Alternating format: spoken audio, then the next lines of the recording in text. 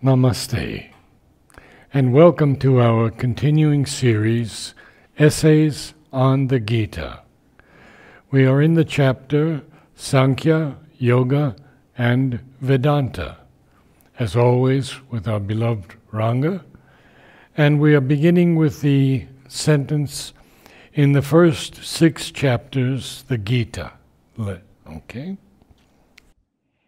In the first 6 chapters, the Gita lays a large foundation for its synthesis of works and knowledge, its synthesis of Sankhya, Yoga and Vedanta. But first it finds that karma, works, has a particular sense in the language of the Vedantins. It means the Vedic sacrifices and ceremonies, or at most that and the ordering of life according to the Grihya Sutras, in which these rites are the most important part, the religious kernel of the life.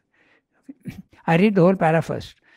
By works, the Vedantins understood these religious works, the sacrificial system, the yajna, full of a careful order, vidhi, of exact and complicated rites, kriya vishesha bahulam. But in yoga, works had a much wider significance. The Gita insists on this wider significance. In our conception of spiritual activity, all works have to be included, sarva karmani. At the same time, it does not, like Buddhism, reject the idea of the sacrifice. It prefers to uplift and enlarge it. Yes, it says in effect, not only is sacrifice, yajna, the most important part of life, but all life, all works should be regarded as sacrifice, are yajna, though by the ignorant they are performed without the highest knowledge and by the most ignorant not in the true order. Avidhi purvakam. Sacrifice is the very condition of life. With sacrifice as their eternal companions, the Father of creatures created these peoples. But the sacrifices of the Vedantins the sacrifices of the Vedavadins, there is a difference, okay? So we'll discuss that. The Vedavadins are offerings of desire directed towards material rewards, desire eager for the result of works, desire looking to a larger enjoyment in paradise as immortality and highest salvation. This the system of the Gita cannot admit, for that in its very inception starts with the renunciation of desire, with its rejection and destruction as the enemy of the soul. The Gita does not deny the validity even of the Vedic sacrificial works. It admits them. It admits that by these means one may get enjoyment here and paradise beyond. It is I myself, says the divine teacher, who accept these sacrifices and to whom they are offered. I who give these fruits in the form of the gods, since so men choose to approach me. But this is not the true road, nor is the enjoyment of paradise the liberation and fulfillment which man has to seek. It is the ignorant who worship the gods, not knowing whom they are worshipping ignorantly in these divine forms. For they are worshipping, though in ignorance, the One, the Lord, the only Deva, and it is He who accepts their offering. To that Lord must the sacrifice be offered, the true sacrifice of all the life's energies and activities, with devotion, without desire, for His sake and for the welfare of the peoples. It is because the Vedavada obscures this truth and with its tangle of ritual ties man down to the action of the three gunas that it has to be so severely censured and put roughly aside. But its central idea is not destroyed. Transfigured and uplifted, it is turned into a most important part of the true spiritual experience and of the method of liberation. So, we have discussed a lot also about this, the Purva Mimamsa and Uttara Mimamsa, Karma Kanda and Jnana Kanda. That is the difference between the Vedavadins and Vedantins. Okay? The Vedavadins are those who use the sacrificial rites. Okay? Physically also they do that. And their aim is enjoyment in the world. Okay? Fulfillment of their desires. You want more children, you want wealth, you want success. And after life, they want liberation and enjoyment in heaven. That's their purpose. And how is that possible?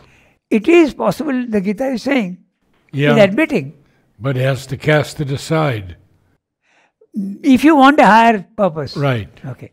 Because we've discussed this also last time, that sacrificial right, the question arises whether these sacrificial rites, you have an altar built, and then you have a sacred fire, there's an altar place, and then you go on offering by chanting of mantras. You offer, there is ghee poured, the flame is kept alive all the time with all sorts of sacred grasses and all sorts of other things, okay? Small. I attended one sacrificial. It lasted for 2 hours and they were offering all sorts of things into that fire, chanting the mantras. Okay? So, the question arises whether that is effective. Gita is saying, yes, it is effective. And I referred to you also about mothers doing the same thing once because of the rain. For the rain. Yeah. Yes, yes. So, it does have an effect. It does not have an effect. But it has to be done in the right way. Vidhi Purvakam. It has to be done in the right way. Even the mantras have to be pronounced in the right way. Because if you don't pronounce in the right way, the vibrations will differ. And the vibrations are very important. What vibrations are you creating? Okay. So, it's a very elaborate and complex thing. But there is an effect. In fact, to such an extent that I've heard it said, I don't know the mantra myself, but if you have lost something, you chant this mantra, okay, and you can recover even lost things. So, I don't know, it goes to that extent. But the Gita is admitting it. And mother did it once, as I told you, okay. Rain was not there and we needed rain. And she made the children go in the pattern and then chant. We want the rain, we want the rain. Right. Okay. We go through each sentence. Good. In the first 6 chapters, the Gita lays a large foundation for its synthesis of works and knowledge. Its synthesis of Sankhya, Yoga and Vedanta. Sankhya is the works of knowledge. Yoga, although the word is used in the Gita in the sense of yoga, but it is Karma Yoga. Karma Yoga. Yeah, yes, Karma Yoga. Yes. And Vedanta is the philosophy of the Upanishad, Prasthanatraya. The Vedanta consists of the Upanishads, the Brahma Sutras and the Gita. These 3 constitute the Vedantic philosophy. Okay, so that's Vedanta. But first it finds that karma means works. Okay, in the West they have identified the word karma with the law of cause and effect. Yeah, fate. Yeah. But actually it doesn't mean that. Okay, the karma is the works that you are doing. Okay, they have extended the meaning of karma to that, but it's okay, it's all right, because the law does work that way. But it finds that karma, works, has a particular sense in the language of the Vedantins. It means the Vedic sacrifices and ceremonies, or at most that and the ordering of life according to the Grihya Sutras. Now the Grihya Sutras are rituals, works containing directions for domestic rites and ceremonies. Okay, so if you enter a new house, what are the mantras to be chanted and how it is to be done, Okay, if you are beginning a conference, how it is to be done. If a newborn child is there, what are the rites to be performed? When even the child starts his education, for everything in India, there is a religious ceremony attached to it with meaning. But now the meanings are largely lost. So, because of disuse and whatever it is. So, they are the Griha Sutras, in which these rites are the most important part. The rites, the physical rites, the religious kernel of the life. Okay? Everything in India is related to religion. Everything. Whatever you do, there is always that. Then, by works, the Vedantins understood these religious works, the sacrificial system, the yajna, full of a careful order, vidhi. It has to be done in the right process, in the right way, and the right sequence of exact and complicated rites. Kriya Vishesha Bahulam. So these rites are not just haphazard things. They are very, very scientifically and very, very systematically arranged. It has to be done in the right way. Okay? The Kriya Vishesha Bahulam. I remember reading Life of Rama in Sanskrit with my teacher, and there was a verse which said that the pronunciation of the mantras has to be very correct. I still remember that, because the sound waves being produced are important. And what are the sound waves being produced?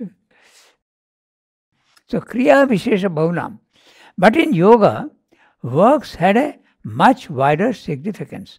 Yoga means the yoga of the Gita, which means karma yoga. The word karma takes on a much wider, not only the sacrificial rites and the Griha Sutras, but much more. All work is to be included. Whether you are walking, whether you are eating, sleeping, whether you are working, everything has to be offered to the divine. That's karma yoga. Okay? You don't do anything for yourself, but you do everything for the Lord. The Gita insists on this wider significance. Okay? In our conception of spiritual activity, all works have to be included. Sarva karmani. Everything, whatever you are doing, think of the divine, associate the divine with any work that you are doing. At the background of your consciousness, the idea of the divine is always there. And this is possible, although difficult, but it's possible. And Ramakrishna had given a very interesting example for this. How to do works in the physical world.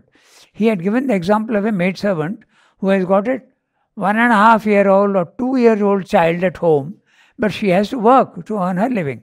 So she has to come to a house, she has to wash the clothes, she has to do the cooking, she has to wash the vessels, she has to sweep the floor. But always part of her mind is on my child. Is he safe or not? So in the background of your consciousness, the idea that the divine is there, supporting you, helping you, and even guiding you. So that should be there. That's the spirit in which karma yoga has to be done. Okay? So that's the interpretation that the Gita gives. Okay? And also Sri Aurobindo, in our conception. So that's also Sri Aurobindo is saying. Spiritual activity, all works have to be included, sarva karmani. At the same time, it does not, like Buddhism, reject the idea of the sacrifice.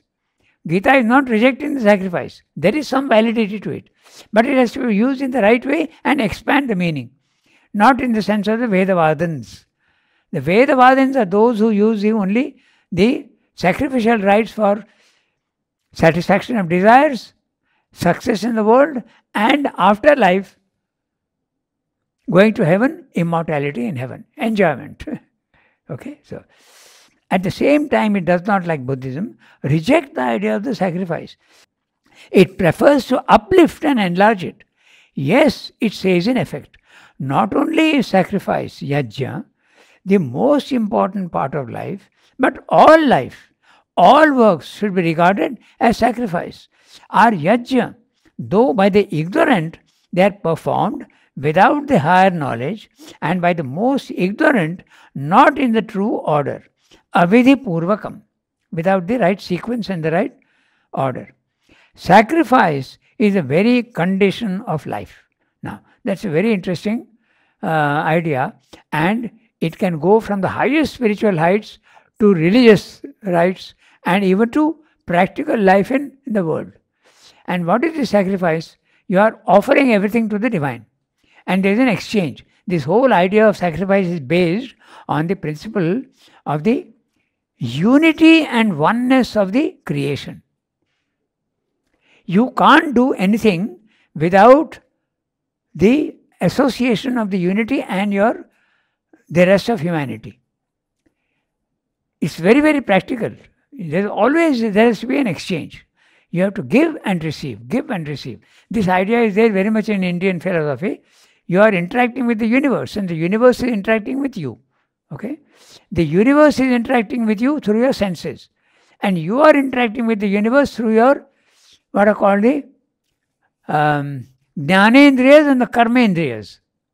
That we have discussed several times. The Jnanendriyas are that which is giving you knowledge of the world. Eyes, ears, nose, tongue and touch. So, these senses allow you to have contact with the physical world. The world is interacting with you. You are also interacting with the world. Through your hands, your legs, because I can use my hands for an effect in the physical world. Okay? I can pat somebody, I can slap somebody, there is an effect in the physical world. Okay? And the two organs at the lower end of the body and your speech. Your speech can have a tremendous effect in the world. It can be kind, it can be cruel, it can change the destiny of people.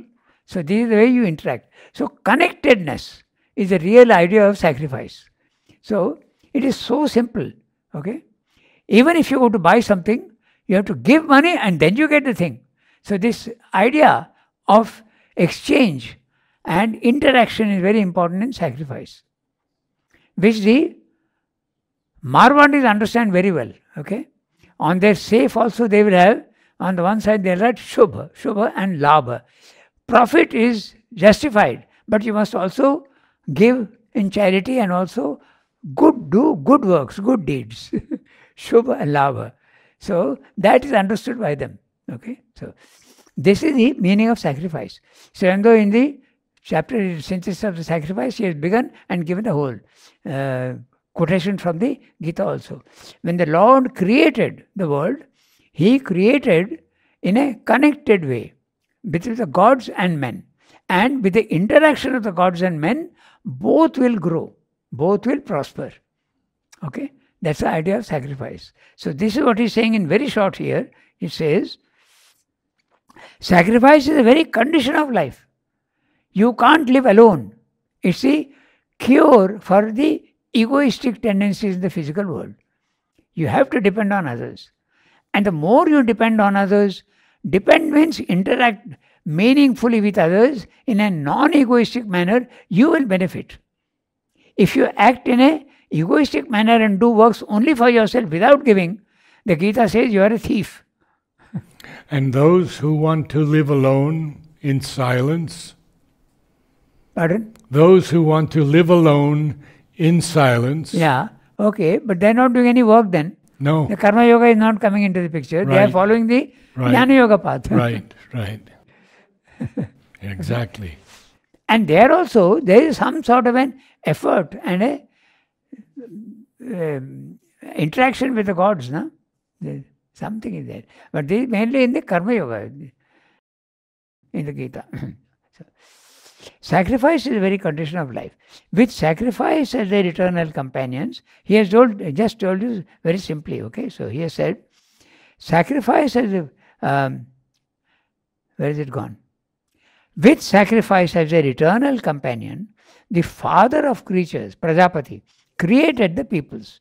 But the sacrifices of the Vedavadins are those who do it for their own benefit in an egoistic manner, are offerings of desire directed towards material rewards, desire eager for the result of works, desire looking for a larger enjoyment in paradise as immortality and highest salvation.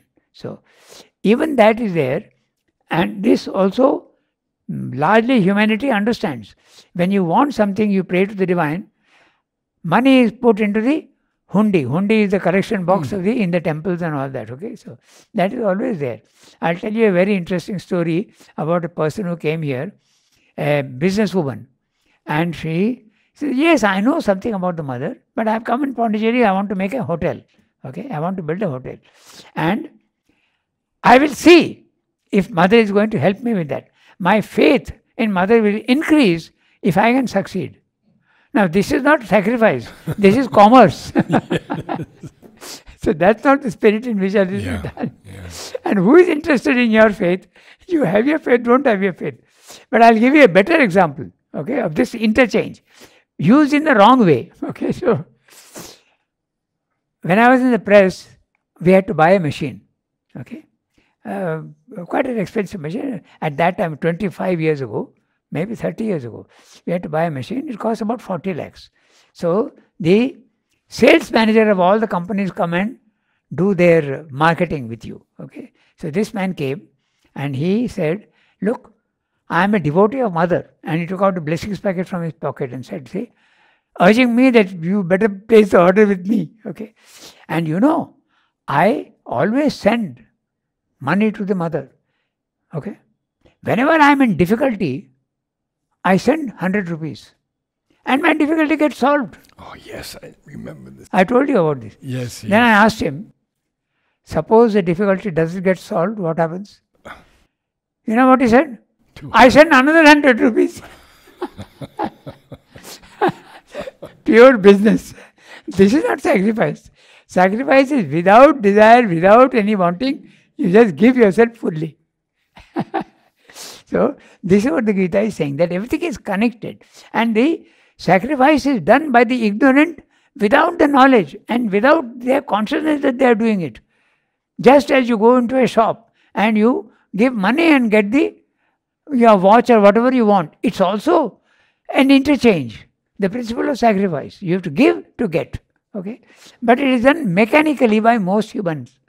But it has to be done absolutely in a conscious manner without asking for anything. It has to be giving only. So that's what he's saying. Okay. So this enjoyment in paradise and desire for works, so the satisfaction of desires, is not what the Gita accepts. This the system of the Gita cannot admit. For that, in its very inception, starts with the renunciation of desire, with its rejection and destruction as the enemy of the soul. The Gita does not deny the validity even of the Vedic sacrificial works. Okay? It admits them. It admits that by these means one may get enjoyment here and paradise beyond. It is I myself, says the divine teacher, who accept these sacrifices and to whom they are offered.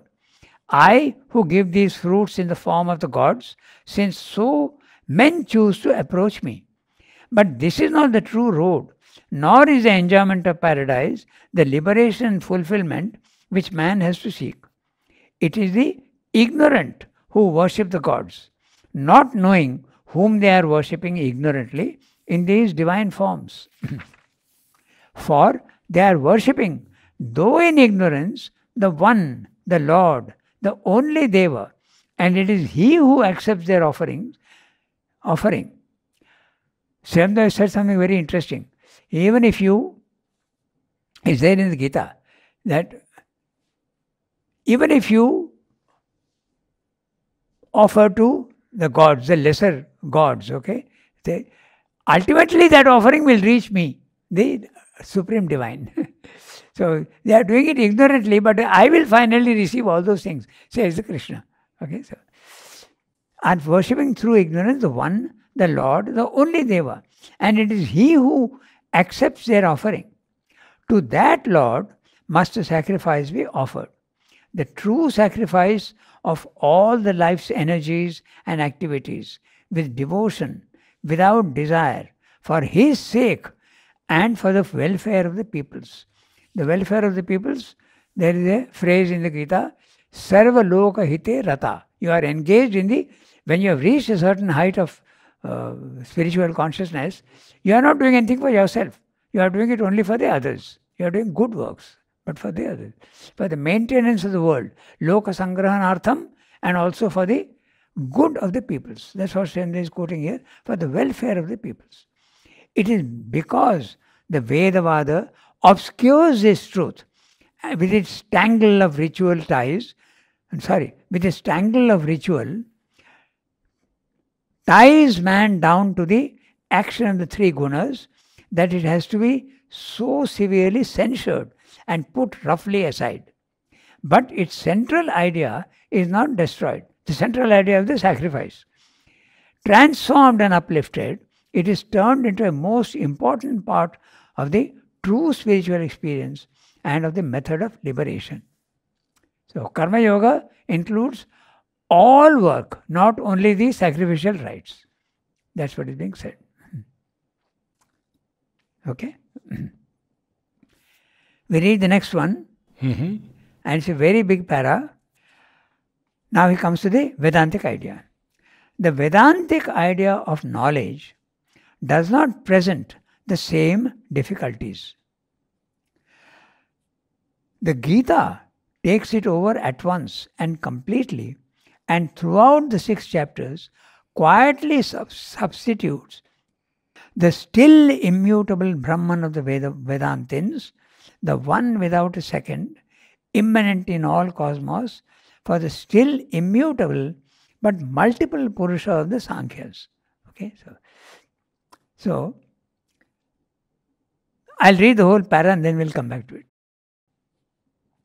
It accepts throughout these chapters knowledge and realization of the Brahman as the most important, the indispensable means of liberation, even while it insists on desireless works as an essential part of knowledge. It accepts equally nirvana of the ego in the infinite equality of the immutable, impersonal Brahman as essential to liberation. It practically identifies this extinction with the Sankhya return of the inactive, immutable Purusha upon itself when it emerges out of identification with the actions of Prakriti. It combines and fuses the language of the Vedanta with the language of the Sankhya, as had already indeed been done by certain of the Upanishads. Okay? And he has given you especially the Shvetashvatara Upanishad as a footnote. But still, there is a defect in the Vedantic position, which it has to overcome. So what is that? We may perhaps conjecture that at this time, the Vedanta had not yet redeveloped the later theistic tendencies which in the Upanishads are already present as an element, but not so prominent as in the Vaishnava philosophies of the later Vedantins, where they become indeed not only prominent but paramount. So, it's a... I decided to read the whole thing, then we'll come back to it. It's quite a complicated, it needs a lot of explanation. Okay, so the later, as the Vaishnava philosophy of the later Vedantins, where they become indeed not only prominent but paramount. We may take it that the orthodox Vedanta was, at any rate, in its main tendencies, pantheistic at the basis, monistic at the summit. Okay, it knew of the Brahman, one without a second.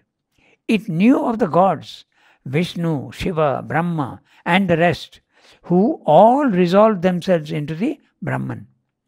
But the one supreme Brahman as the one Ishvara, Purusha, Deva, words often applied to it in the Upanishads and justifying to that extent, yet passing beyond the Sankhya and the theistic conceptions, was an idea that had fallen from its pride of place. So that also there is a footnote. We'll read the footnotes afterwards when we are going through again. Okay. So I'll read that sentence again without the parenthetical part. Okay. But the one supreme Brahman as the one Ishvara, Purusha, Deva, was an idea that had fallen from its pride of place. Okay. The names could only be applied in a strictly logical Brahmavada to subordinate or inferior phases of the Brahman idea. The Gita proposes not only to restore the original equality of these names and therefore of the conceptions they indicate, but to go a step further.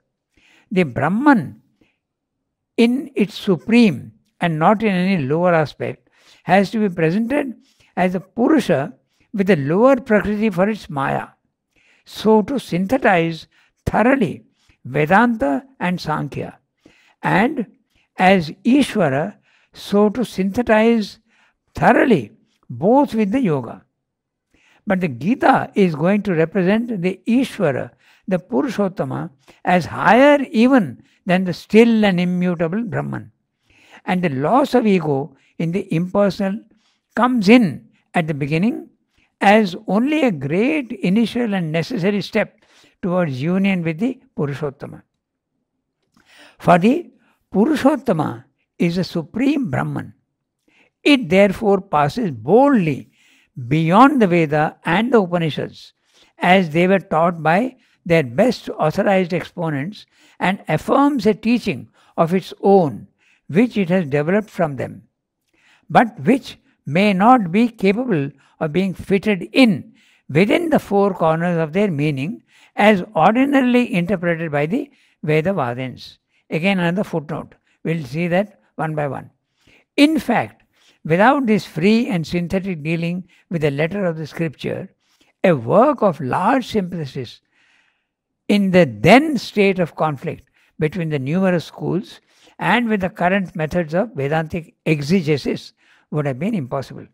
It's a very big para and very complicated. We'll have to go into great detail for that. So, basically what he's saying is that the Vedanta was mostly the Upanishads. It's the path of knowledge. The path of love and devotion as developed by the Gita is not so clearly explained and referred to in the Upanishads.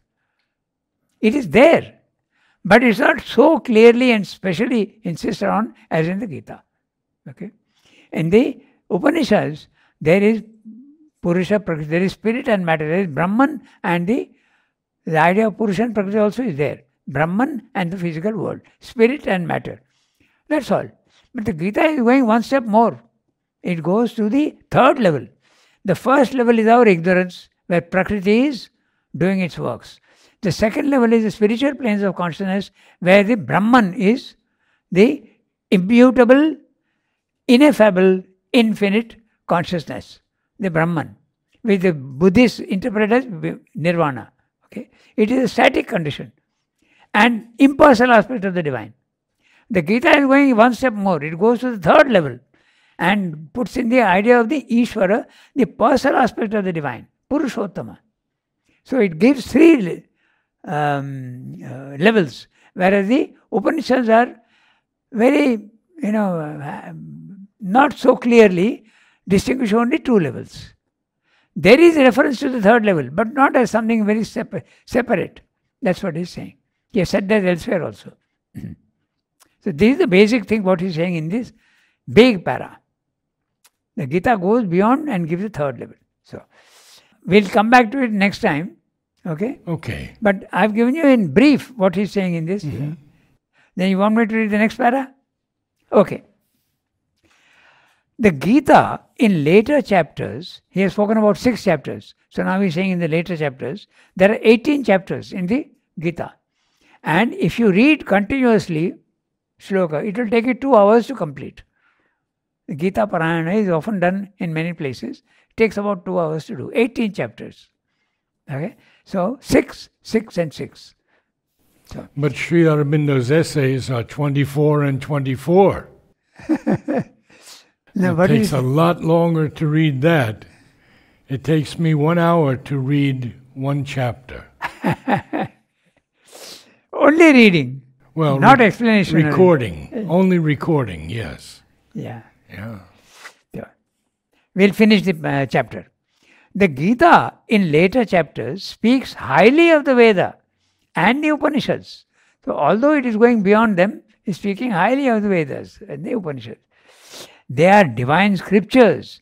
They are the word. The Lord himself is the knower of Veda and the author of Vedanta. Vedavid, Vedanta Krit. Okay? The Lord is the one object of knowledge in all the Vedas. Sarvair Vedair Ahameva Vedya. In all the Vedas, I am the one who is to be known. That's what it means. A language implies that the word Veda means the book of knowledge and that these scriptures deserve their appellation. The Purushottama, from his highest supremacy above the immutable and the mutable, has extended himself in the world and in the Veda.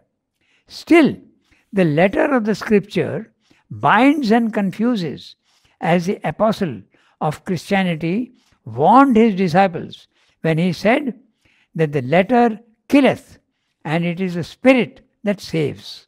Okay? And there is a point beyond which the utility of the scripture itself ceases. The real source of knowledge is the Lord in the heart. I am seated in the heart of every man, and from me is knowledge, says the Gita. The scripture is only a verbal form of that inner Veda, of that self-luminous reality. It is Shabda Brahma. The mantra, says the Veda, has risen from the heart, from the secret place, where is the seat of the truth. Sadanad Ritasya Guhayam. Guhayam in the cave. Okay? Sadanad Ritasya Guhayam. That origin is its sanction. But still, the infinite truth is greater than its word. Nor shall you say of any scripture that it alone is all sufficient and no other truth can be admitted. As the Vedavadins said of the Veda, Nanyadastiti Vadinah. This is a saving and liberating word which must be applied to all the scriptures of the world. Take all the scriptures that are or have been, Bible and Quran and the books of the Chinese, Veda and Upanishads and Purana and Tantra and Shastra and the Gita itself, and the sayings of thinkers and sages, prophets and avatars. Still, you shall not say that there is nothing else, or that the truth your intellect cannot find there is not true because you cannot find it there. That is the limited thought of the sectarian, or the composite thought of the eclectic religionist, not the untrammeled truth-seeking of the free and illumined mind and God-experienced soul. Heard or unheard before, that always is the truth which is seen by the heart of man in its illumined depths, or heard within from the master of all knowledge, the knower of the eternal Veda. So, he has said that also in the synthesis. Very clearly he says, all the scriptures are already there in you. Okay, you have to only experience it, bring it out. Yoga is not something to be learned from outside. It has to be there within you. But the line about being in the heart gives the knowledge, that's a little different.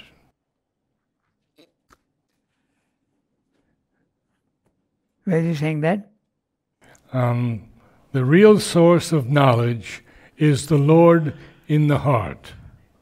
I am seated in the heart of every man, and from me is knowledge. Yeah. The real source of knowledge is